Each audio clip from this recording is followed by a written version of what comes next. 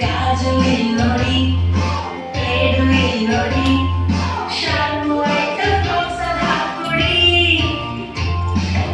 ಅಲ್ಲಿ ಹೋಗಿ ನೀವು ಕಸ ಎಸಿಬೇಡಿ ಗಾಡಿ ಬಂದಾಗ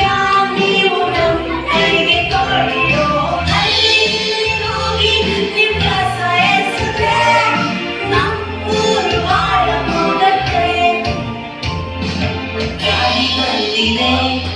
ಕಸವ ತನ್ನಿರಿ ಡ್ರೈವೆಟ್